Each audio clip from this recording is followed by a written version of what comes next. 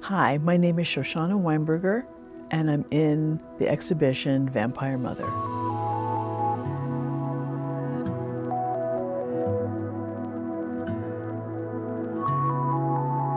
The work in Vampire Mother, entitled Fragments of Perception, Midnight Between Daggers and the New Moon, is a site-specific piece comprised of double-sided mirrored acrylic and double-sided black mirror acrylic. When you're looking at it right away, you're thinking hanging ferns, you're thinking plant life, but then on closer inspection, when you look really close, each leaf has these sort of anthropomorphic forms. And then when you kind of even go in closer, I really love the fact that viewers and participants looking at the piece will discover that they're stiletto high heels.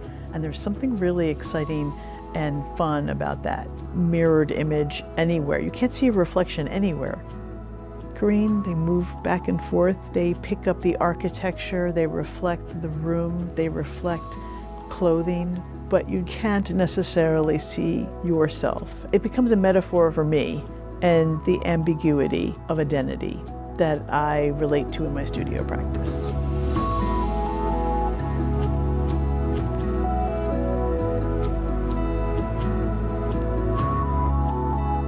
My Caribbean American background influences my practice as I think of myself as a visual anthropologist, cataloging my history as a person that at times has an ambiguous identity.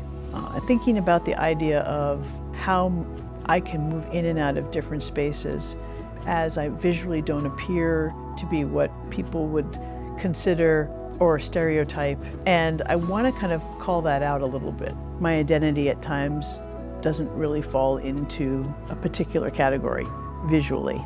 And in the work that's featured, Fragments of Perception is about the fragmented perception that people see, or maybe that I feel about myself within a room or a situation. And then Midnight Between Daggers and the New Moon is a play on the material that I'm using. So the daggers relate to the stiletto high heel, and they seem to be falling almost as if they're ready to penetrate earth.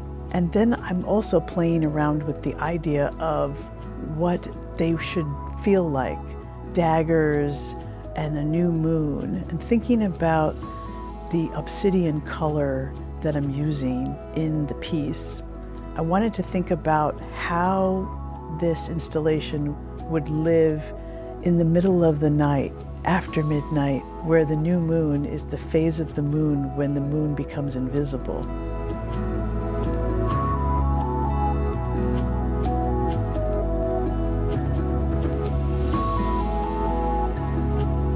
The series Strange Fruit has evolved. I've been working through this series for over a decade. Originally started as figures that represent myself and female expose. Strange Fruit has now evolved into the installations that are included in Vampire Mother. Strange Fruit, the series, was inspired by the word strange fruit that comes from the jazz song sung by Billie Holiday. And I wanted to investigate the song a little bit more. And years ago, learned and discovered that Abe Maripold, a Jewish school teacher, wrote the poem Strange Fruit.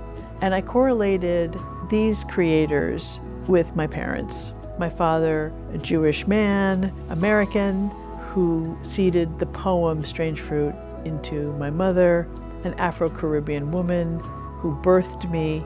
I took strange fruit and made it one word and reclaimed the word as a metaphor for me. So taking the violence of a lynching, taking the violence of the actual song, and just using its title to reclaim it. And so that there birthed the series Strange Fruit and my figure.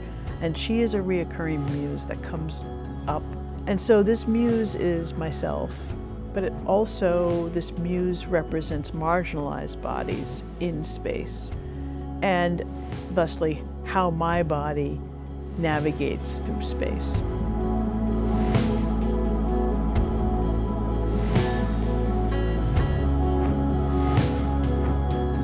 I think that the digital extension and experience with working with Vortic Art was really exciting. When Jasmine approached me and told me about being part of a digital experience and making a digital room, I thought that my installation lent itself so well to that experience, especially because the installation has moments of movement.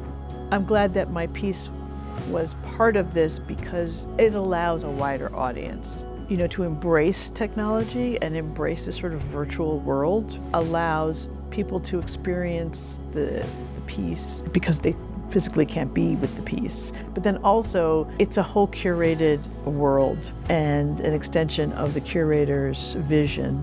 And I think that there's something really exciting about allowing my work to sort of live in a different context and a different form. And why not? Why not extend the physical to a digital?